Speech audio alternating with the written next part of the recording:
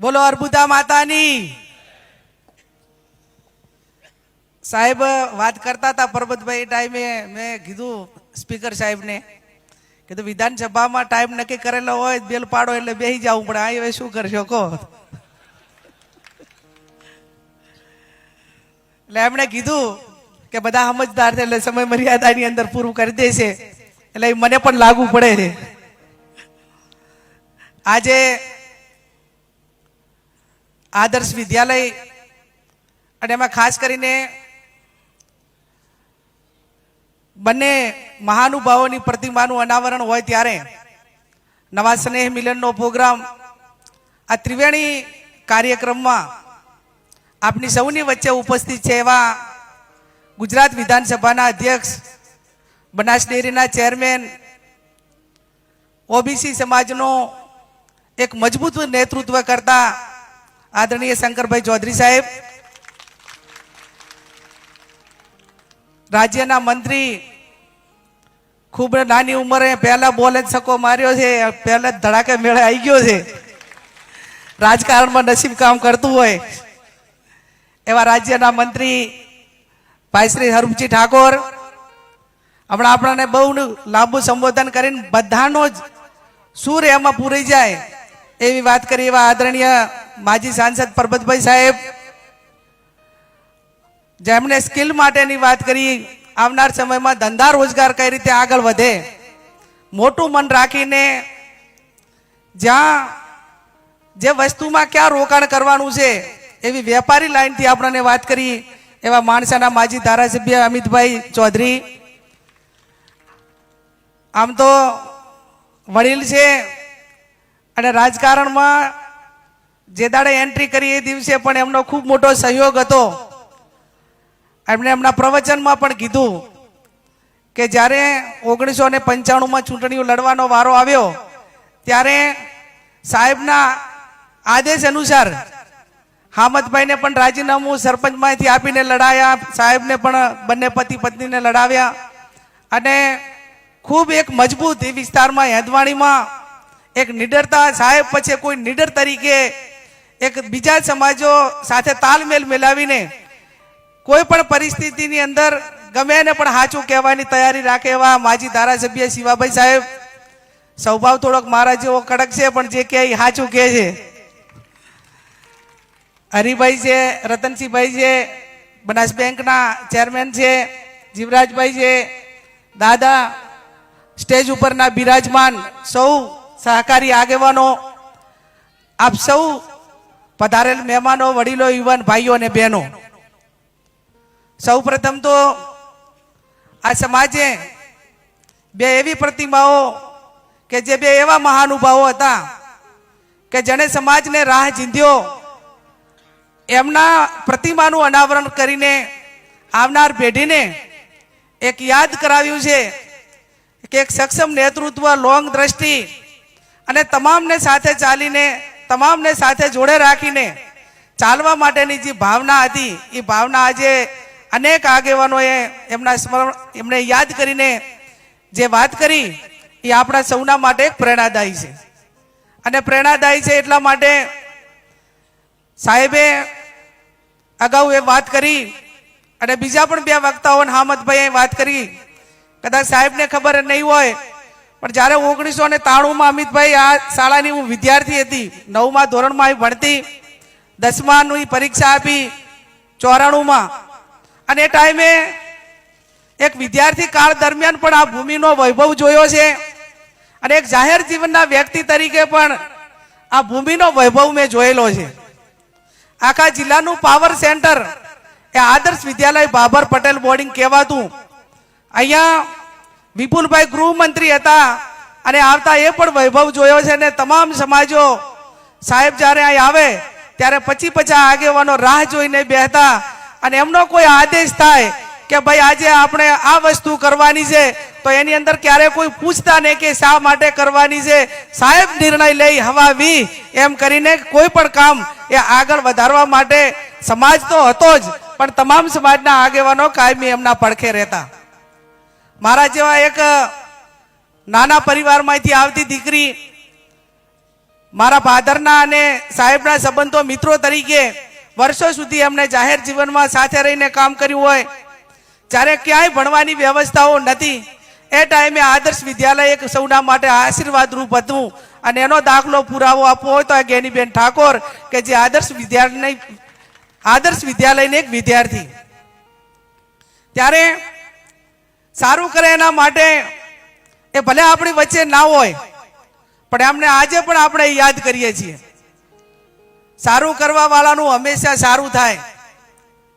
એમને જાહેર જીવન શિક્ષણ હોય, એમને એક નિડરતાનો પુરાવો અને દાખલો અનેક વખત આપ્યો કે અત્યારે તો બધી ટેકનોલોજી સમય પરિવર્તિત થયો છે, પણ જ્યારે 30 કે 35 વર્ષ પહેલા કોઈ જાહેર જીવનના વ્યક્તિઓને એમાં ચૌધરી સમાજ હોય, ઠાકોર સમાજ કે આવા સમાજ હોય અને જાહેર જીવનમાં એક ધારાસભ્ય લેવલે ચૂંટણી લડવી એ પણ એ વખત ખૂબ નિડરતાપૂર્વકનો નિર્ણય હોય અને એક મજબૂત અડીખમ નેતૃત્વ હોય એવો પુરાવો એ ટાઈમે ભેમાભાઈએ આપેલો કે હું એક નિડર છું અને આ સમાજને તમામને એક લોકશાહી શું છે, લોકશાહીની અંદર એક નિડરતાનો ભાવ ઊભો કર્યો અને તમામને એક રાજકીય નેતૃત્વ પૂરું પાડવા માટે જેમને પ્રેરણા આપી એ હું માનું ત્યાં સુધી અમને ઘણી વખત ઘંટિયા વાતો કરે કે એ વખતે એવી પરિસ્થિતિ હતી. આ શિવાભાઈ બધા અમને કે સમાજ પણ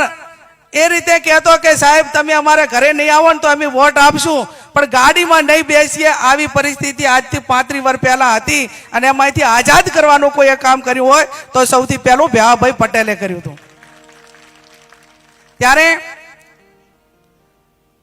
વર્તમાન સમયમાં જ્યારે જાહેર જીવનની વાતો આવે, સંસ્થાઓની વાતો આવે ત્યારે સમરસતાનો ભાવ કેવો હોય. આજે આપણી સહકારી સંસ્થાઓમાં જ્યાં પણ જેને જે જરૂર પડે એ પ્રમાણે એને ધિરાણ મળે, એને ક્યાંક નાના મોટું કોઈ કામ હોય તો પણ હવે સહેલાઈથી કામ ખેડૂતોનું થાય છે. એ પણ એક આ વર્તમાન સમયની માંગ પ્રમાણે ખૂબ સારું કહેવાય એવું મારું વ્યક્તિગત રીતે માનવું છે. બીજી બેંકોમાં લોન કે ગમે લેવા જવું હોય તો કેટલા બધા ડોક્યુમેન્ટ ભેગા કરીને પેલું કરવું પડે. અત્યારે ખેડૂતો પોતાના નિયમો પ્રમાણે ભરે તો એને સહેલાઈથી જે રીતે લોન મેળવી હોય સહેલાઈથી મેળવી શકે છે. ત્યારે આપ સૌને પણ મારી વિનંતી છે કે આ દુનિયાની અંદર કોઈની તો જીત થઈ હોય તો એ માત્ર ને માત્ર પ્રેમની થઈ છે. પ્રેમ કોઈકને આપશો તો સામેથી મળશે. તે ગાંધીજી જેવા ગાંધીજી એક અંગ્રેજોને અહીંથી આ દેશમાંથી કાઢવા માટે મજબૂર કર્યા હોય ને આઝાદ અપાયું હોય તો એમનામાં કોઈ એવો મસલ પાવર નહોતો પણ એમનામાં બધાને સાથે લઈને ચાલવા માટેની ભાવના હતી અને એમને એક પ્રેમ કે ભલે ગમે એટલો અત્યાચાર હોય પણ આજ નહીં તો કાલ પણ સત્યમેવ જયતે, હર હંમેશા પ્રેમનો વિજય થતો હોય છે.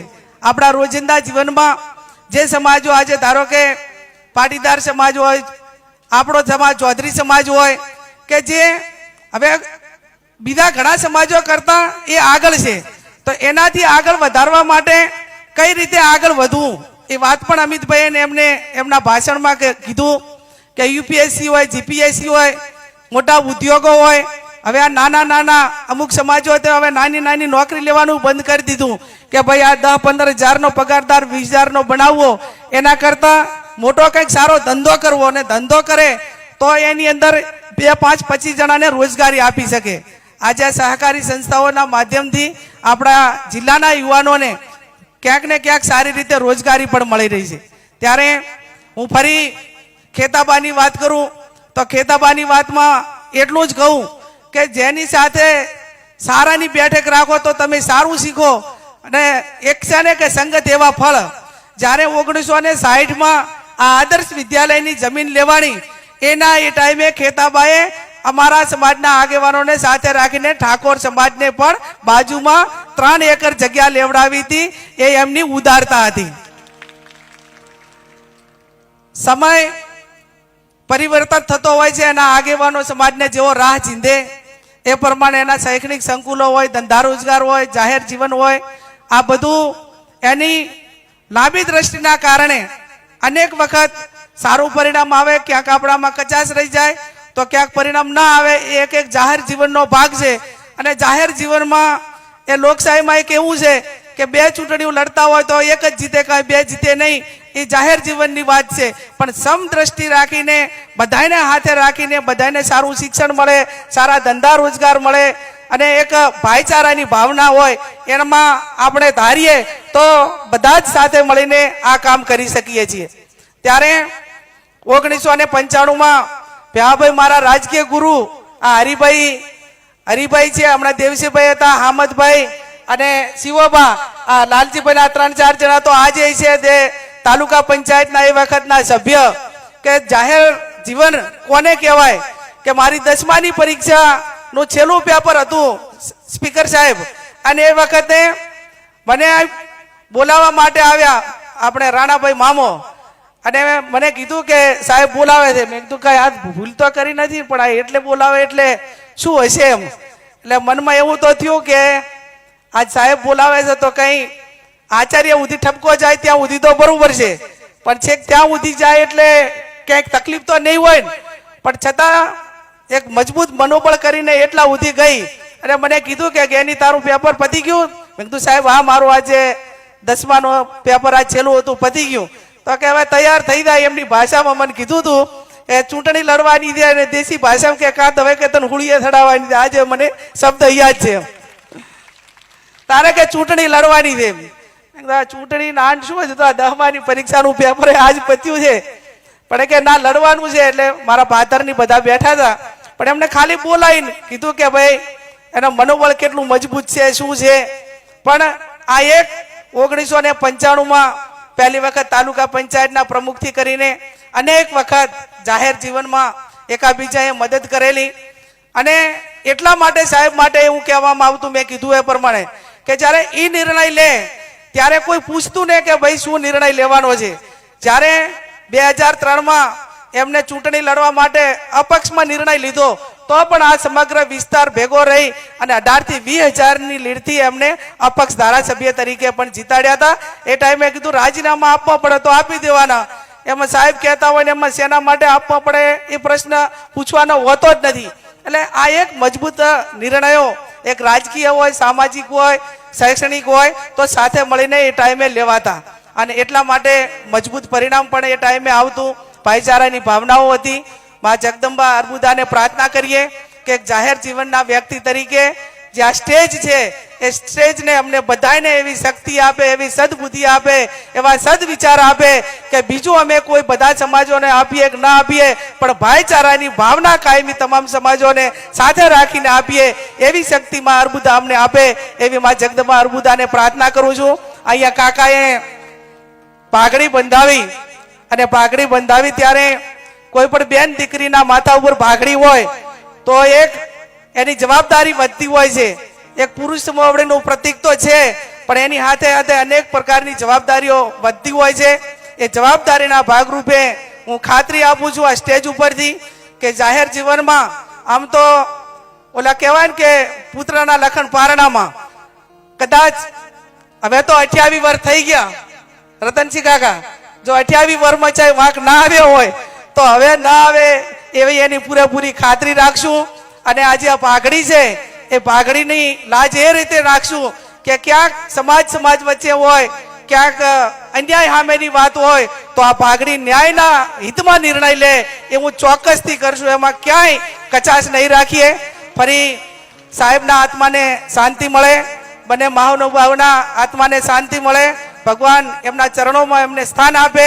ના ઉદારતાના માટે જ્યારે અમિતભાઈ કહેતા હતા ત્યારે હરિભાઈને પણ આજે 1 મિનિટ માટે યાદ કરું કે એ હરિભાઈ કે જેણે ઓબીસી માટે લડ્યા હોય અને ઘણી વખત મને ફોન કરે, હું એમને ફોન કરું તો એમની વાત એ ક્યારે જાહેર જીવન કે રાજકારણની ન હોય, એમની વાત એ હંમેશા શિક્ષણ માટેની હોય. અને હમણાં જ મને કીધું કે બેન તમારા સમાજની ઠાકોર સમાજની દીકરીને મેં ત્યાં અમેરિકા નાસા મોકલી, એ નાસા જઈને આવી અને એમ કહે છે કે મારે ગેની બેનને મળવું છે. ઠાકોર સમાજની દીકરીને ચૌધરી સમાજનો નેતા નાસા અમેરિકા મૂકે એનાથી મોટું ગૌરવ અમારા માટે બીજું કંઈ ન હોઈ શકે.